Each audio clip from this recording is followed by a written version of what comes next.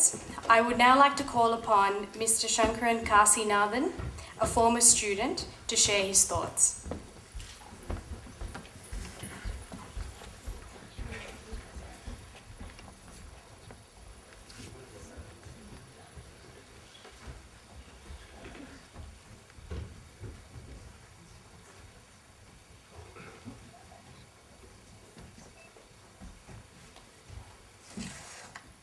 Good evening, friends. Been given the direction to speak about what the future of Mr. Ravichandra would be in terms of his connection in relationship to the Academy, and also what the future of the Academy and what we do here is. I want to begin by sharing with you a story. It's the story of the two shoe salesmen who were sent to a village in Africa to scope out the business prospects for shoe retail in that village. The first salesman, upon coming across this village, he discovers that no one in this village, or for many square kilometres around that village, wear shoes. So he goes back to his company with a message that no business to be done in that village, no one wears shoes. The second salesman turns up to the village and he discovers what that first salesman discovered, that no one wears shoes. But this second salesman sends back a message to his company saying, send resources, send support. We've got a lot of work to do here. We've got to give shoes to an entire village. So I think about that second salesman, I think about that story when I think of Mr. Ravichandra,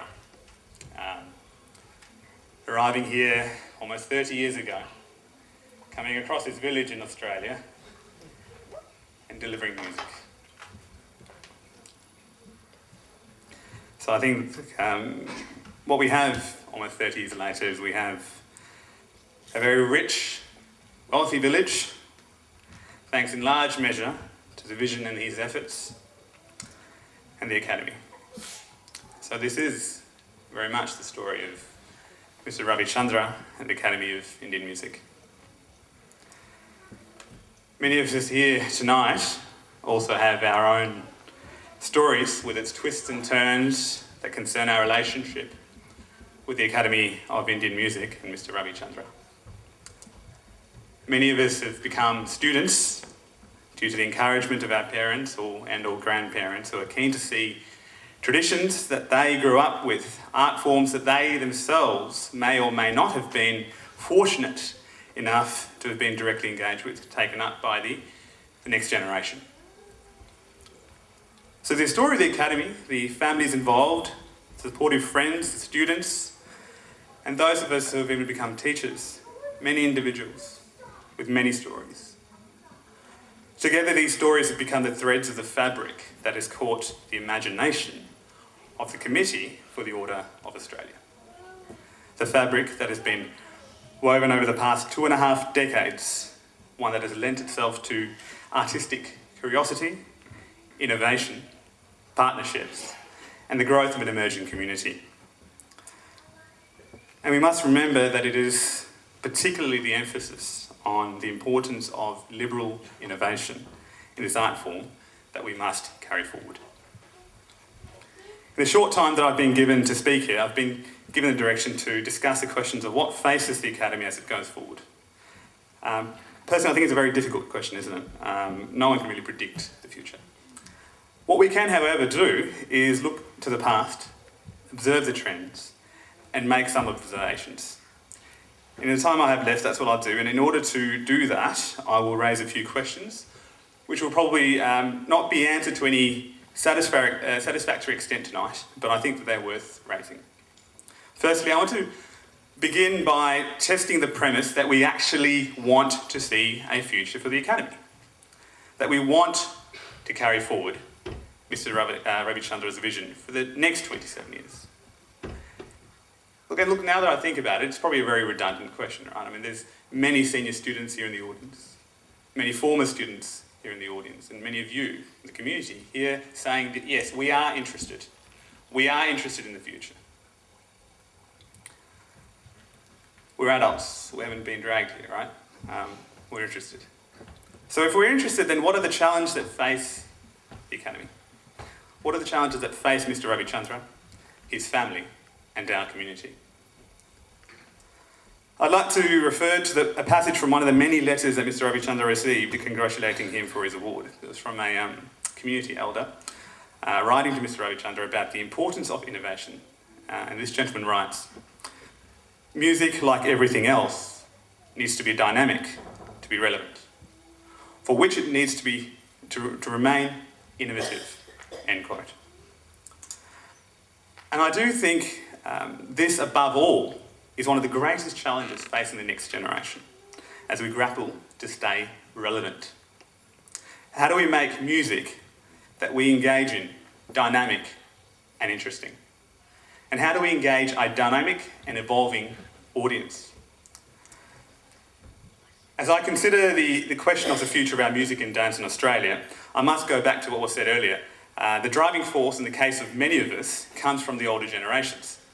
Parents and or grandparents who were acquainted with these arts or had admired these from a distance because they may not have had the opportunities or the means that are now available to many of us in these very prosperous diasporic populations, for instance here in Melbourne. What I say here may be clearly or dimly apparent to some already, but I'm afraid would be raised in the minds of many more in the future. What I have in mind is the need to reconcile the content, the emotions, the values embodied in our lyrics and the padans to the new generations that grow up in these foreign lands amidst a culture which respects little that is old and is ever in search of modernism, innovation and experimentation. A culture in which religion sits very lightly, and even if it does not, the mythologies of those religions begin to sound more and more implausible, and what is dangerously worse, laughable. Laughter, they say, is the best medicine, but a very potent killer of all that's irrelevant.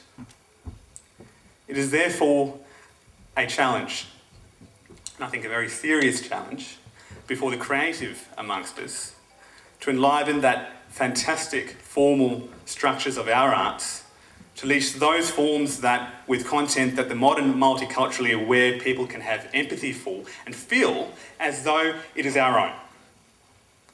If we do not rise to this challenge, if our music and dance teachers continue to teach and train myths and stories that threaten to become laughable when our grandparents and parents have moved on, then our music and dance and our arts are in danger of becoming the empty church that you find dotted around Europe without congregations, without people. So my plea, my hope, therefore, is that the forms of our arts, which are product of centuries of genius, must be made to live again by breathing into them content that is modern and that represents our new liberal values. Someone said recently that in a country where women in the household are not free, that there cannot be democracy. I can say equally truthfully, I think, that where our artists are not free and liberal, there is little room for creativity. It is well known that all of the great artistic innovators were rebels. But I'm sure that Mr. Ravichandra, and if not him, that Sai Sarangan, Sai Nivethan, and their mates from the Academy over the next phase of this next period of growth are more than capable of meeting this need. So, friends, in celebrating the Order of Australia and Mr. Ravichandra's achievements, we are celebrating also the acceptance by Australia, the increasing and growing acceptance by Australia of the value of what we can offer and what our arts can offer. But in celebrating this achievement, we must also celebrate our acceptance of the values of modern Australia and all the very best that this country and the best that this country has to offer. Thank you very much for